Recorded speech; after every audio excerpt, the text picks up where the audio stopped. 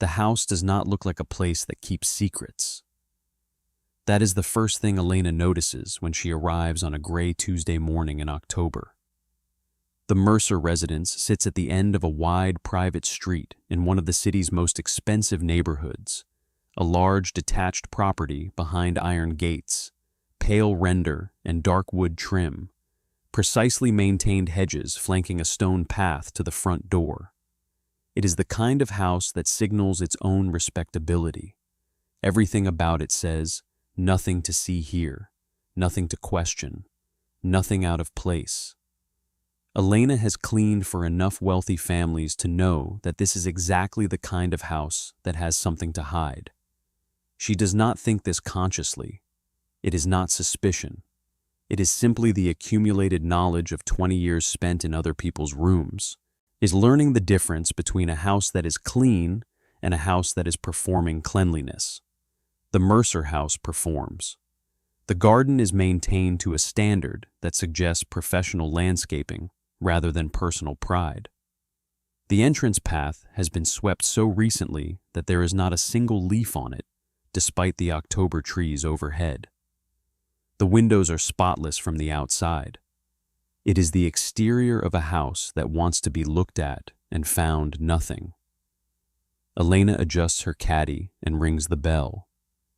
The woman who answers is Victoria Mercer, late 40s, slim, dressed in the careful casual of someone who has thought about appearing not to have thought about their appearance.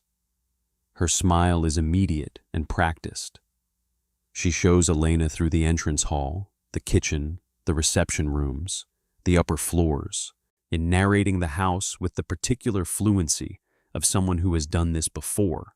Previous housekeepers, always excellent references, the usual requirements, and one thing she mentions at the end, almost as an afterthought, almost as if it is so obvious it barely needs saying. The basement is storage. It is not part of the cleaning schedule. It does not need to be accessed. Elena notes the way Victoria says this. Not the words themselves, but the ease of them. The slight over-rehearsed quality of a sentence that has been said before and will be said again. She files it away and begins to work. The Mercer household is, on its surface, exactly what it presents itself to be. Thomas Mercer is a property developer, frequently absent, yet present in the house mainly as an arrangement of expensive objects, a particular brand of whiskey on the drinks cabinet, a charging cable on the kitchen island, a newspaper folded and left on the armchair, with the particular fold of a man who reads the same 2 pages every morning and leaves the rest. Victoria is home more often, moving through the house with the precise efficiency of a woman who has structured her days very carefully and does not welcome disruption to that structure. They have no children. There are no photographs of children anywhere in the house. There are photographs of the couple, of holidays, of social occasions, of the kind of life that looks excellent from the outside. Elena cleans around all of it, and as she polishes the surfaces and restores the rooms and moves through the house 3 days a week with the quiet, systematic attention she brings to every placement. She is good at her work. She is also, always, paying attention. It is in the 3rd week that she first hears it. She is cleaning the kitchen on a Wednesday morning, Victoria out at an appointment, Thomas away on a business trip, the house empty except for Elena. She is working in the methodical left-to-right pattern she applies to every kitchen, moving from the island to the counters, to the hob, to the sink. The house is completely silent. She has been in enough silent houses to know the quality of this silence, the particular held breath quality of a house that is not quite as empty as it appears. And then, from somewhere beneath the kitchen floor, a sound. Not a loud sound, and not a dramatic sound, a small sound, brief. The kind of sound a house makes when it settles, or a pipe contracts, or something shifts in the infrastructure of an old building. Elena's cloth continues its circles across the kitchen counter. She does not stop. She does not change her pace or her expression. But she has heard it. She catalogs it the way she catalogs everything. A sound from below the kitchen. A basement that is not part of the cleaning schedule. A house that performs its own cleanliness a little too well. She stores it alongside the over-rehearsed sentence about the basement, alongside the absence of children, despite the 2 spare bedrooms upstairs with their faint suggestion of former purpose. The slightly too new paint on the walls, the hooks on the back of one door that once held something and now hold nothing, at the window latch in the second spare room that has been recently replaced for no visible reason. She says nothing. She finishes the kitchen and moves to the next room. Stay with me, because what she finds next and what she does about it is the reason this story does not end here. Over the following 2 weeks, Elena listens. Not actively, not in the obvious way of someone who suspects something and goes looking for confirmation. She simply expands the quality of her attention, allows it to settle more deeply into the house, the way she always does in a new placement when she is still learning its patterns. Every house has a rhythm. The Mercer house has a rhythm with a gap in it, a held note, a pause that occurs at irregular intervals and always seems to originate from the same direction, below the kitchen. Behind the door, at the end of the utility room corridor that leads, according to Victoria's introduction, to storage. Elena cleans the utility room as part of her regular schedule. She passes the basement door twice every visit. It is a solid door, painted the same pale gray as the corridor walls, with a key lock rather than a simple latch. A locked internal door in a private house. Unusual, but not impossible. There are reasons: wine storage, a home office, sensitive documents. Elena has seen locked doors before. What she has not seen before is the gap at the bottom of this one. It is a small gap, perhaps a centimeter, the standard clearance of an interior door above a tiled floor. But it is enough. On her 5th visit, cleaning the utility room on a Wednesday afternoon with the house empty, she notices what the gap reveals. Not darkness, as she would expect from a storage room with the light off. Instead, at certain times of day, when the angle of the light through the utility room window catches it correctly, a faint and different quality of light from beneath the door. Warmer, more diffuse.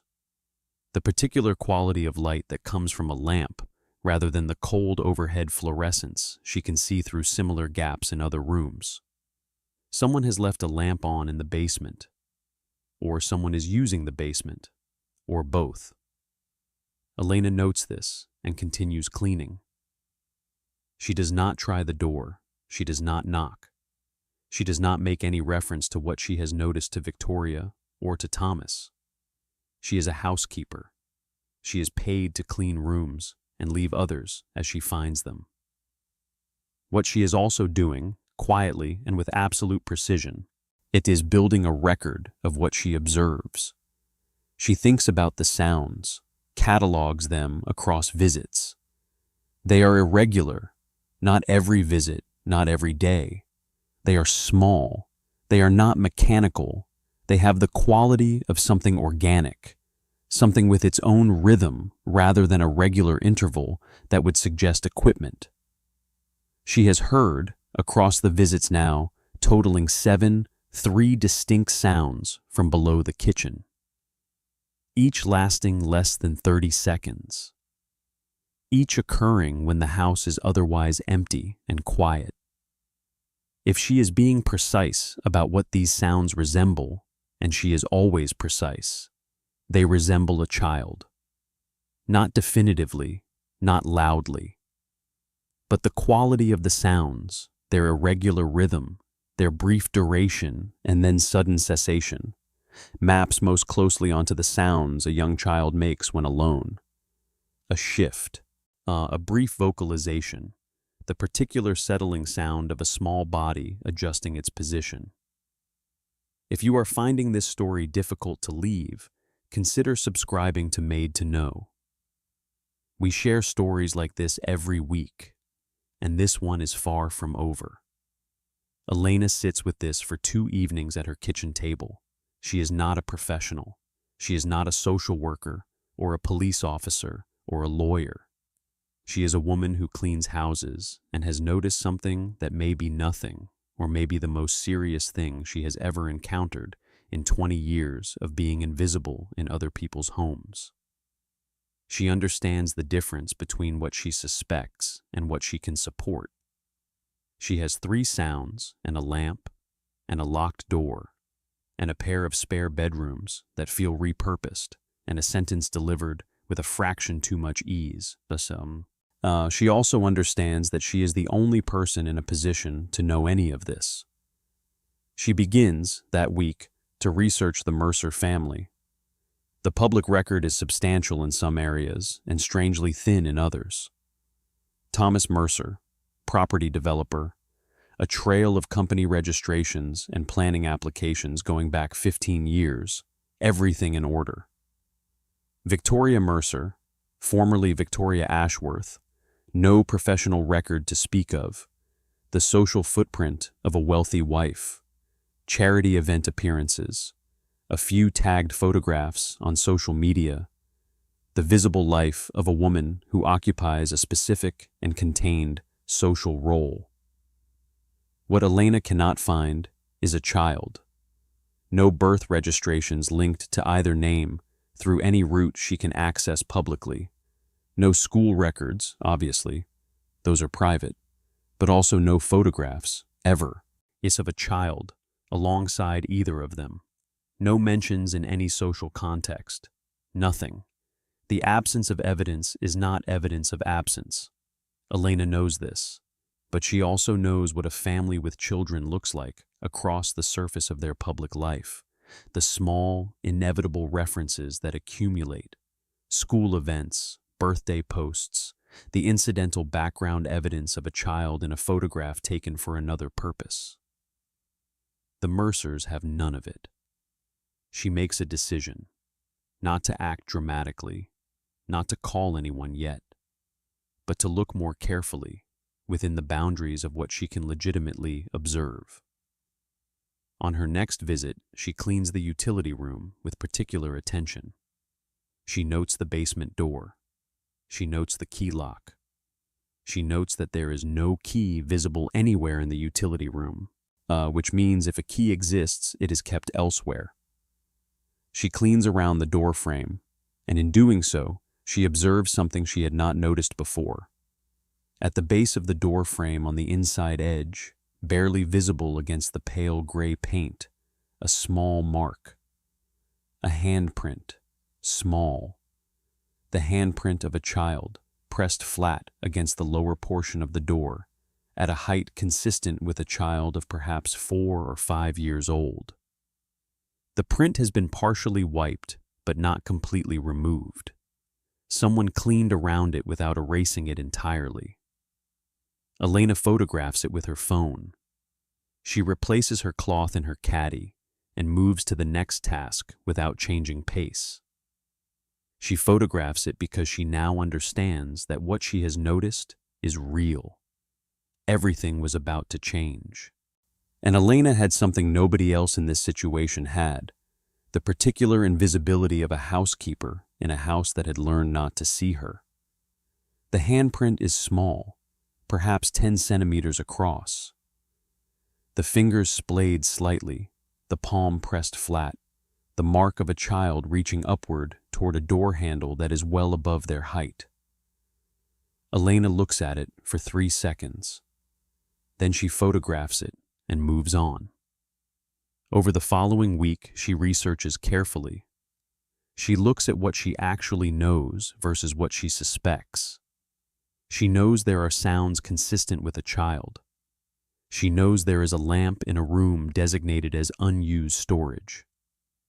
She knows there is a handprint on the inside of the basement door. She knows the door is locked from the utility room side.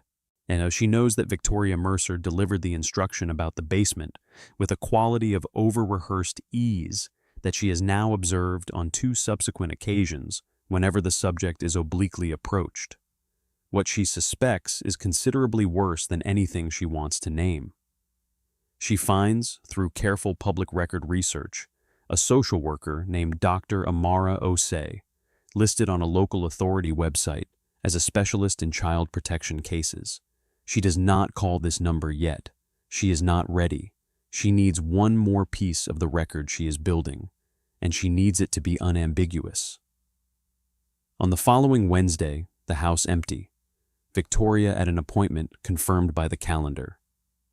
Elena can see on the kitchen wall. Elena cleans the utility room. She works methodically from the far end toward the basement door. Yet when she reaches the door, she does what she always does. She cleans the door frame, the skirting, the floor in front of it. She is on her knees, cloth in hand, when she sees it. Under the door, through the gap, a small piece of paper, folded once, pushed partially under the door from the other side. Just the edge of it, visible in the gap. Pale blue paper, not pushed far enough through to be obvious from a standing position, only visible at floor level. Elena looks at it for a long moment. She picks it up. She unfolds it. On the paper, in the uneven, careful handwriting of a young child learning to form letters, are 3 words. My name is, and then nothing. The sentence unfinished.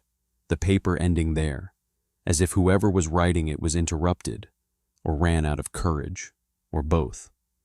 Elena reads it 3 times, and then she takes a photograph of it.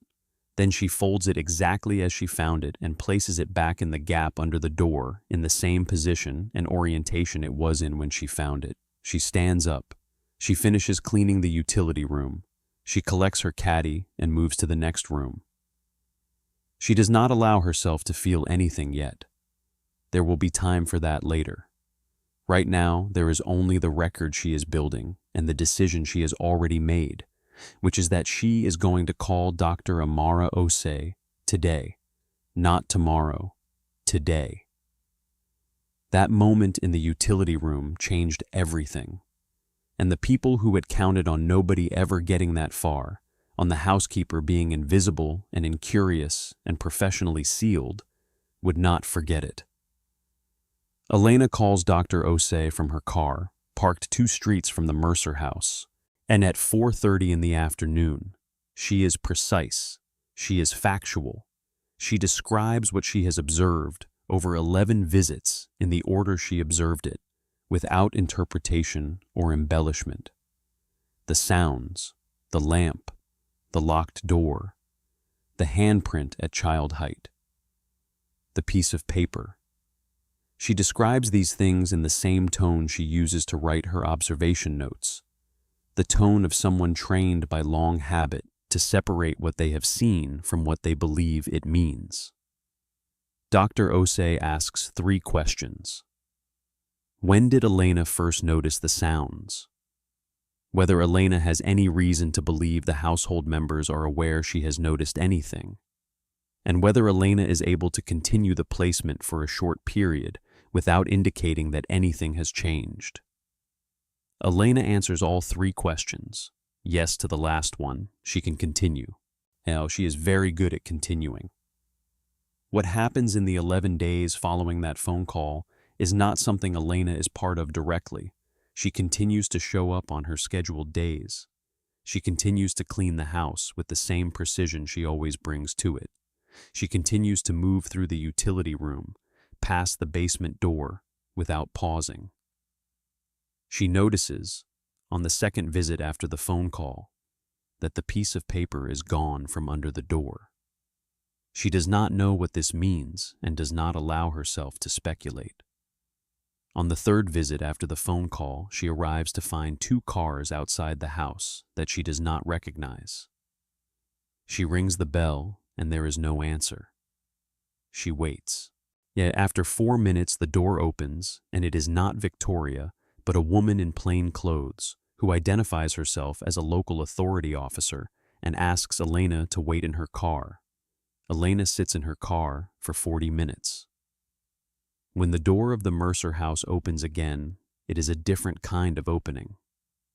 There are more people now. There is a vehicle she recognizes as a social services vehicle from the logo on its side. And then, carried by a woman Elena does not know, wrapped in a gray blanket and blinking in the October light, with the particular stunned expression of someone encountering the outside world for the first time in a very long time, is a child. A small child, perhaps 4 or 5 years old, dark hair, pale from the absence of sunlight, looking at the sky with an expression Elena can see from where she sits in her car, and an expression she will not attempt to describe, except to say that it is the expression of someone for whom the sky is new. Elena sits very still in her car and watches this. She does not get out. She does not make herself part of what is happening. She is a housekeeper. She noticed things. She made a phone call. The rest belongs to people with the authority and the training to do what comes next. The child is placed in the vehicle. The vehicle leaves. Thomas and Victoria Mercer are walked out of the house separately by officers Elena has not seen before. She watches this too. Then she starts her car and drives home. She sits at her kitchen table for a long time that evening. She drinks a cup of tea that goes cold. She does not turn on any lights. She sits in the darkening kitchen and thinks about a piece of paper with 3 words on it. My name is. The sentence that was never finished. The child who pushed it under a door because that was the only door available, and a piece of paper and a pencil were the only tools they had. Elena thinks about the handprint on the inside of the door. The child reaching up toward the handle far above their hand. She thinks about the sky and the particular expression of someone for whom the sky is new. She finishes her tea. She washes the cup. She sets it in the drying rack precisely as she always does. The child had a name.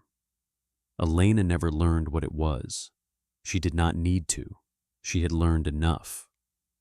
The investigation that followed the removal of the child from the Mercer basement took several months and is a matter of public record. Elena cooperated fully with every request made of her. She provided her photographs, her observation notes, the record she had kept with the discipline of someone who has always understood the difference between what they have seen and what they believe. She answered every question with the same precise factual clarity she had brought to the phone call with Dr. Osei. She was not celebrated. She did not seek to be. She was a witness, and a careful one, and that was all she had ever needed to be. Thomas and Victoria Mercer were charged and eventually convicted. The child, whose name Elena later learned was a girl called Mia, was placed with a foster family and is, by all accounts, Elena has been able to find through the public record, doing well. Learning, growing, encountering the sky on a regular basis. Elena received a new placement 3 weeks after the Mercer case concluded. A different house, a different household, and a different set of rooms. She arrived on her first morning, set her caddy down in the kitchen, and began to work. She noticed, as she always noticed, everything. The way the rooms were arranged, the objects on the surfaces, the photographs on the walls, the doors that were open and the doors that were closed, the gap at the bottom of each internal door and what was visible through it. She noticed all of it because that is what she does. Because noticing is the one thing she has always done better than anyone gave her credit for. Because in the houses of the wealthy, where the help is invisible and the secrets are large, noticing is the only power available to someone like Elena, and she has always used it carefully. If this story stayed with you, consider subscribing to Maid to Know. Every week, a new house, a new secret, well, a new story about the person nobody thought to be careful around. We will see you in the next one. She is assigned a new case within the week. A family in the north of the city, a large Victorian terrace converted into a modern residence, 2 professional adults, no listed children, a placement that comes through the agency with the standard notes, and no unusual conditions attached. Elena accepts it without comment and arrives on a Monday morning in November with her caddy and her attention. The house is warm and well lit and smells of fresh paint and expensive candles. The woman who lets her in is friendly and relaxed and shows her around with the unguarded ease of someone who has nothing to perform. Elena notes the difference immediately. A house that performs cleanliness versus a house that is simply clean. This one is simply clean. And all the rooms are lived in, the photographs are personal. There are coffee rings on the kitchen island that have not been wiped in a deliberate display, but simply haven't been wiped yet. The warmth is real. Elena cleans it thoroughly and professionally, and at the end of the day drives home without having noticed anything unusual. She thinks, on the drive home, about Mia, the child in the basement, the piece of blue paper, "My name is." She thinks about this not with drama or weight, but with the particular quality of attention she gives to everything that matters. It matters. It happened. She noticed it and acted on it, and a child is now somewhere in the world learning about the sky, and that is the only outcome she was working toward. She does not think of herself as exceptional. She thinks of herself as attentive. There is a difference. And then she pulls into her street and parks and carries her caddy upstairs to her apartment and sets it by the door precisely as she always does. She hangs her jacket on its hook. She fills the kettle. She sits at her kitchen table and opens her notepad and writes the date at the top of a new page. Nothing to report today. New placement, unremarkable first visit. Back Wednesday. She closes the notepad. She makes her tea. She sits with it in the quiet of her apartment and lets the day settle. Outside, the November sky is the particular dark blue of early evening, the last of the light just gone, the street below her window lit by a single lamppost that casts a pool of orange light on the wet pavement. Elena watches it for a moment. The light on the wet pavement. The quiet street. She thinks about Mia looking at the sky, and then she finishes her tea and washes the cup and sets it in the drying rack and goes to bed. There are other houses. There are always other houses. And in the houses of the wealthy, where the rooms are beautiful and the secrets are large and the help is invisible, Elena will be there on her scheduled days, cleaning with precision, noticing everything, saying nothing, until the moment when saying something is the only right thing to do. She has always known the difference between those moments. She has never missed one yet. On a Thursday morning in December, she arrives at a new placement. Grand house, south side of the city, electronic gates, a driveway raked with the particular precision of obsessive maintenance. She sits in her car for a moment before getting out, looking at the exterior. The way the hedges are too perfect, and yet the way the windows are too clean from the outside. The particular performance of a house that wants to be seen and found nothing. She picks up her caddy. She walks to the door. She rings the bell. The door opens, and Elena begins to work. She will notice everything. She always does. That is who she is. That is what she has always been, in the houses of the wealthy and the powerful, and the people who count on the help being too professional to look and too invisible to matter. They are always wrong about that. They will always be wrong about that, because Elena has been cleaning their houses for 20 years, and she has learned, room by room and house by house, that the truth is always present if you are willing to look carefully enough. It sits on bathroom shelves and under locked doors. It leaves handprints at child height on painted wood. It pushes 3 words on a piece of blue paper through a gap because that is the only opening available, and a piece of paper is the only tool at hand. My name is. Elena found the door, and she opened it. That is what the invisible ones do. When they stop being invisible just long enough to matter, that is the only thing they have ever needed to do. The Thursday placement is a house called Greenfield. That is not its official name. It is a private residence, not an estate. But it is what Elena calls it in her notepad, because it faces a small private park whose grass is still green even in December, stubbornly green, maintained against the season by some underground system she cannot see, but whose effects are visible from the driveway. The family is called Hargrove. 2 adults, late 50s, the kind of couple who have been wealthy long enough that their wealth is entirely invisible to them. It is simply the texture of their lives, the material their days are made of, as unremarkable to them as air. Jeffrey Hargrove is a retired barrister.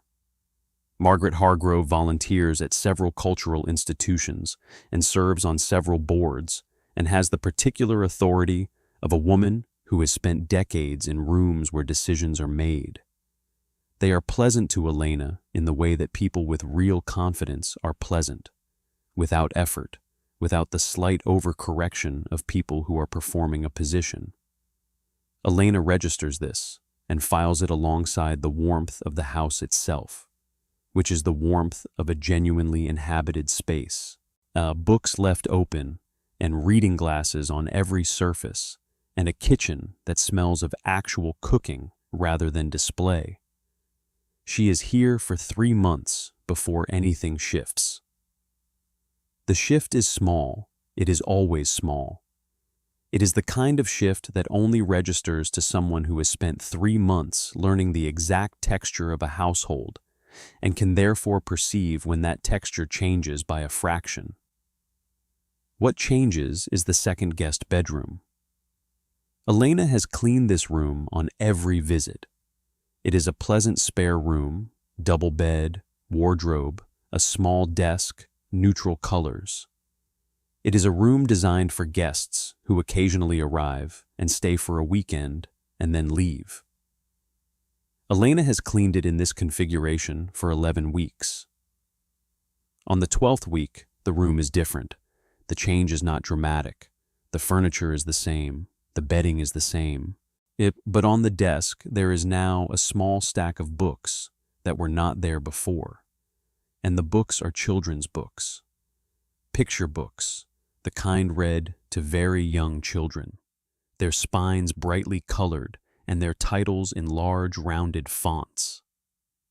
There is also, on the floor beside the wardrobe, a small pair of shoes. Child-sized, pink, with Velcro straps. Recently worn, Elena can see the slight compression of the sole that indicates recent use. She cleans around these items. She makes note of them. She does not draw conclusions. On the following visit, the children's books are gone. The shoes are gone. The room is back to its neutral guest configuration. Elena notes the change and files it. On the visit after that, the room is in its neutral state again, but there is a new detail. On the windowsill, placed with the deliberateness of a child arranging something they find beautiful, is a small collection of objects. A pebble, a dried leaf, a piece of sea glass, pale blue-green. The kind of collection a child makes from the things they find interesting. Elena photographs it without touching it. She cleans around it. She leaves it exactly as she found it. The collection is there on the next visit, and the one after that. Elena begins to pay attention to the Hargrove household with the expanded quality of attention she has learned to apply when something deviates from the established pattern without being immediately explicable. She pays attention to the rhythms of the house.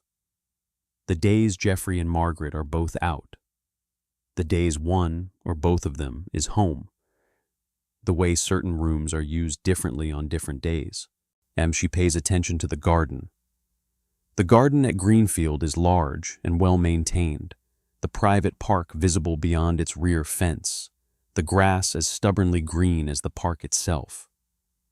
Elena can see the garden from the upper windows when she cleans them. On a Wednesday in February, cleaning the master bedroom windows, she looks down into the garden and sees something that resolves, quietly and completely, everything she has been observing for 3 months.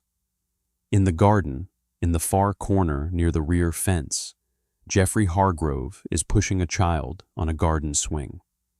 The child is small, perhaps 5 or 6, dark-haired, wearing a red coat.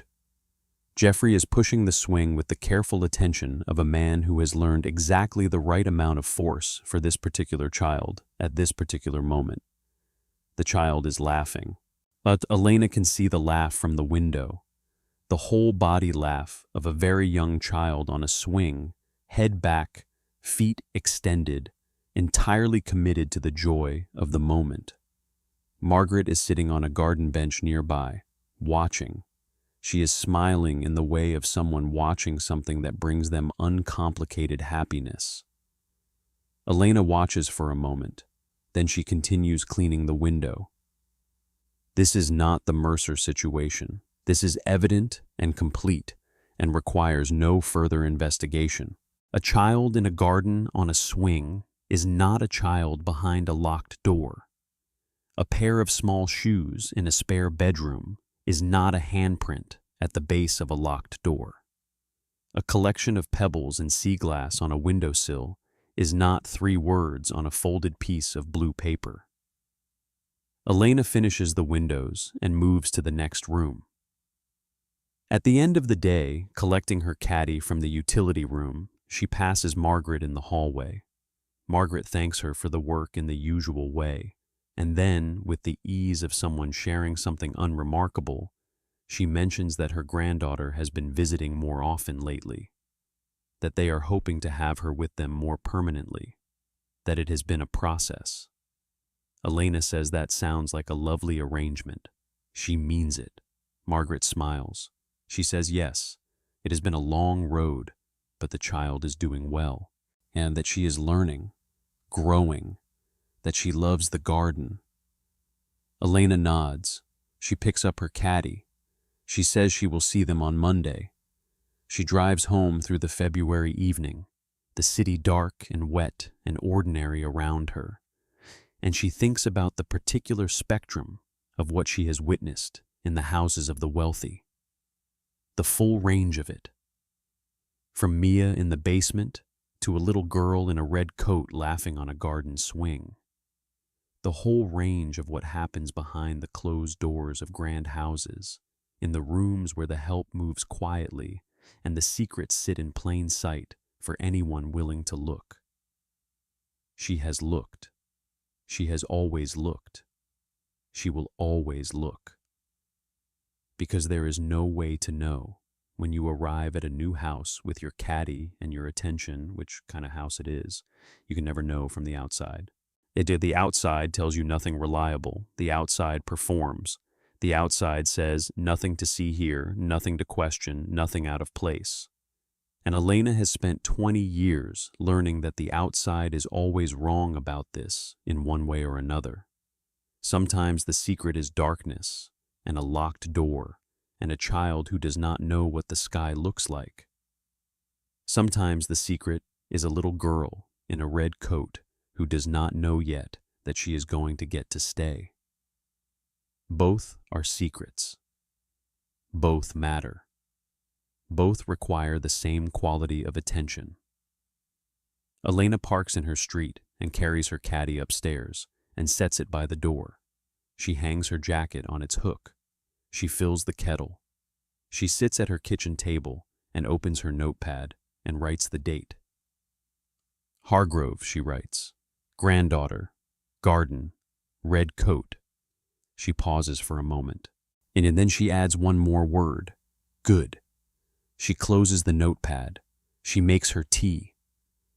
Outside, the February evening settles around the city, dark and wet and full of houses, each one holding its particular version of the truth behind its carefully maintained exterior, its performance of ordinariness, its closed doors and its locked rooms and its secrets both dark and bright. Elena drinks her tea. She washes her cup. She sets it in the drying rack. Tomorrow there is another house. She is ready. She has always been ready. That is the thing about Elena that no employer has ever quite understood. They see the caddy and the gloves and the practiced efficiency, and they see a housekeeper. They see function. They see someone whose presence in their home is as unremarkable as the furniture, as expected as the cleanliness itself. And they do not see the attention. They cannot see it because it does not look like anything from the outside. It looks like someone cleaning a window or wiping a counter or moving a cloth in slow circles across a surface. It looks like nothing at all. That is its power. That has always been its power. Elena drives to the new house on a Monday morning in March and parks in front of the iron gates and sits for a moment before getting out. She looks at the exterior, the two perfect hedges, the swept gravel, the windows too clean from the outside. She picks up her caddy. She gets out of the car. She rings the bell. The door opens, and Elena begins.